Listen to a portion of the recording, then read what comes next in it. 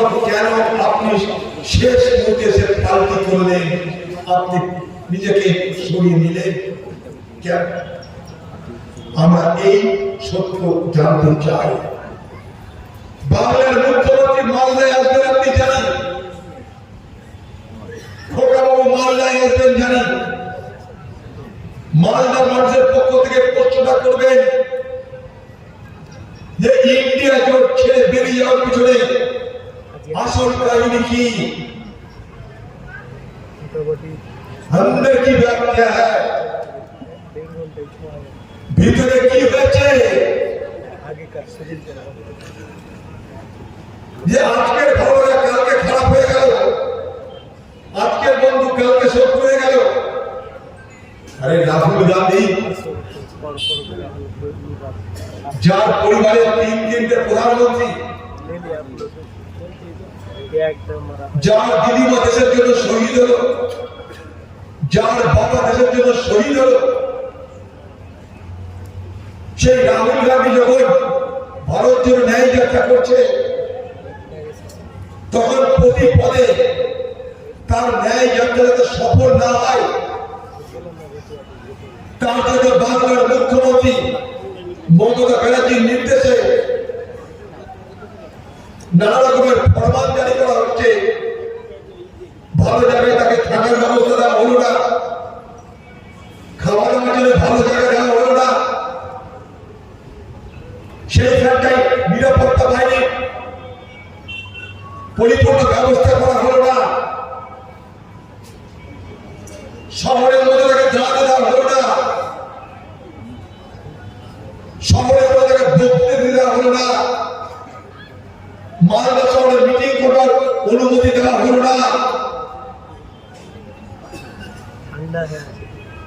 অথচ রাহুল গান্ধীর বাবা প্রয়াত রাজীব গান্ধী বাংলার মুখ্যমন্ত্রী, আপনাকে মমতা ব্যানার্জি বানিয়েছিল, ভুলে যাবেন না।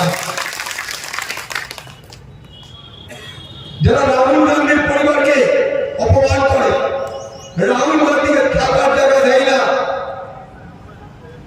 অথচ যে পরিবারের দেয় রাহুল গান্ধীর প্রয়াত বাবার সহযোগিতায় যে মমতা ব্যানার্জি, আজকের মমতা ব্যানার্জি হয়েছে। মমতা ব্যানার্জি বাংলায় বলছে বিজেপির সঙ্গে লড়বো, কিন্তু বিজেপির সঙ্গে লড়াই করবার জন্য যখন একটা শক্তি তৈরি করা হচ্ছে, একটা অস্ত্র তৈরি করা হচ্ছে, যে অস্ত্রের নাম ইন্ডিয়া, যে জোট গঠনের প্রক্রিয়ায় মমতা ব্যানার্জি সামিল হলেন, ইন্ডিয়া নামটা গঠিত হওয়ার পর মমতা ব্যানার্জি গর্ব করে বললেন যে আমি বলেছি বলে ইন্ডিয়া নাম তৈরি হয়েছে। সেই মিটিংয়ে মমতা ব্যানার্জি রাহুল গান্ধীকে আমার প্রিয় নেতা বলে সম্বোধন করলেন। সেই মমতা ব্যানার্জি ধীরে ধীরে ধীরে ধীরে তার গতি পাল্টাতে আরম্ভ করল। আপনারা দেখতে পেলেন। প্রশ্ন এখানটাই যে কেন বাংলার মুখ্যমন্ত্রী মমতা ব্যানার্জি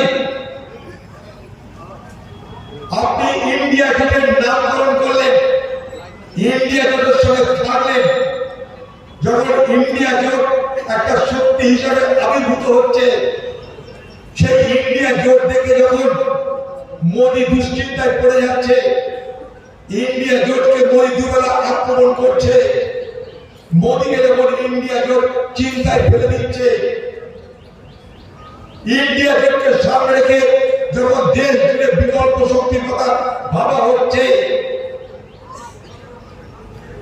মোদী সরকারের বিকল্প হিসাবে ইন্ডিয়া জোট কি করতে পারে তা নিয়ে যখন আলোচনা হচ্ছে খবরের কাগজে, মিডিয়া, টিভিতে, তখন আমরা কি দেখলাম?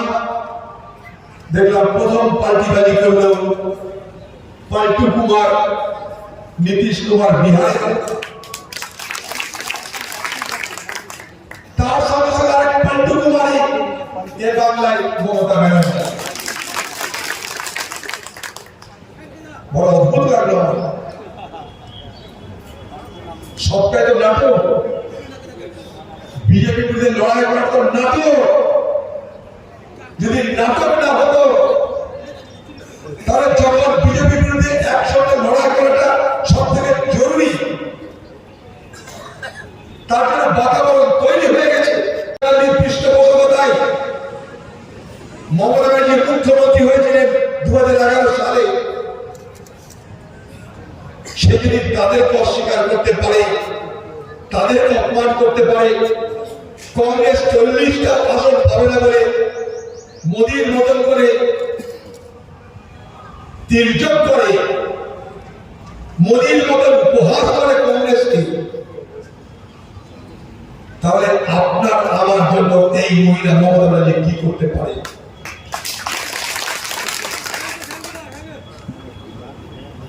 তাই আর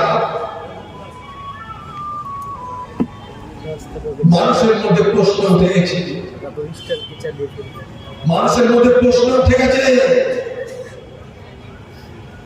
যে কি এমন হলো মমতা ব্যানার্জি ইন্ডিয়া জোট ছেড়ে পালালো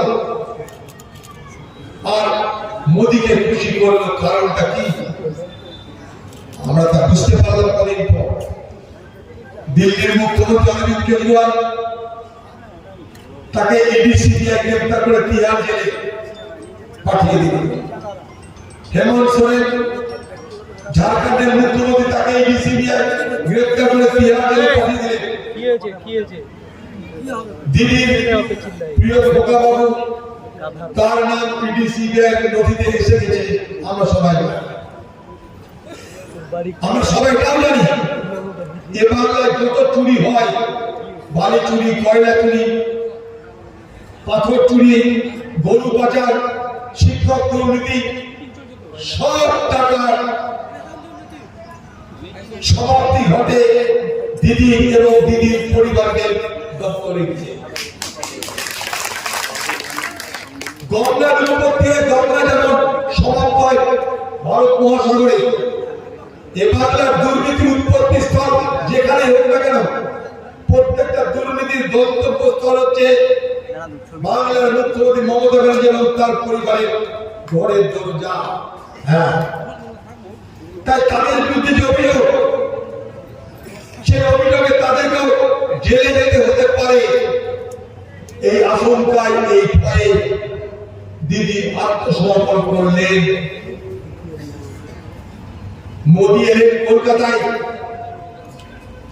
রাজভবনে অবস্থান করলেন।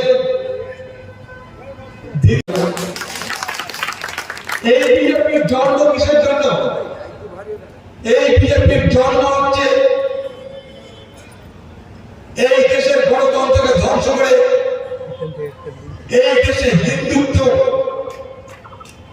যে হিন্দুত্বের সঙ্গে আসল হিন্দুর কোন সম্পর্ক নেই, বিজেপির তৈরি করা হিন্দুত্ব, যার সঙ্গে ভারতবর্ষের হিন্দুদের প্রাচীন ধর্মগ্রন্থ অনুযায়ী, বেদ পুরাণ উপনিষদ অনুযায়ী, মহাকাব্য গীতা অনুযায়ী যে হিন্দুত্ব, তার কোনো সম্পর্ক নেই। সেই হিন্দুত্বের তরফদারি করার যে দল, সেই দলের নাম বিজেপি। তাই সেই দলের সঙ্গে কংগ্রেসের লড়াই আজকে নয়, 138 বছরের লড়াই। 138 বছর ধরে কংগ্রেস সঙ্গে বিজেপি এই লড়াইটা হচ্ছে আদর্শের লড়াই। তাই লক্ষ্য করে দেখবেন, সকাল সন্ধ্যা মোদী যদি কাউকে আক্রমণ করে, তার নাম কংগ্রেস, তার নাম রাহুল গান্ধী। কেন জানেন? কারণ মোদী জানেন যে আমার বিরুদ্ধে যে শক্তি, সেই শক্তি দুর্বল হতে পারে, কিন্তু সেই শক্তি একটা আদর্শের প্রতীক। তাই সে আদর্শকে ধ্বংস করতে গেলে সেই শক্তিটাকে ধ্বংস করতে হবে। তাই কংগ্রেসকে ধ্বংস করো, কংগ্রেস মুক্ত দেশ করো। আর বাংলার তৃণমূল পার্টি যারা প্রয়োজনে সংখ্যালঘুর কথা বলবে, প্রয়োজন শেষ হলে মোদীর কথা বলবে, তাদের ব্যাখ্যা অনুযায়ী এমপি আদবানি, অটল বিহারীরা ভালো বিজেপি, মোদি আর অমিত শাহ খারাপ বিজেপি, যেন একটা আম গাছের ডান দিকের আম সব মিঠা হয়ে গেল, বাঁ দিকের আম সব খাট্টা হয়ে গেল। এই তত্ত্ব আমরা বিশ্বাস করি না। কারণ যেখান থেকে মোদির জন্ম সেখান থেকে আদবানির জন্ম। কারণ শুরুটা তাদের কোথায়?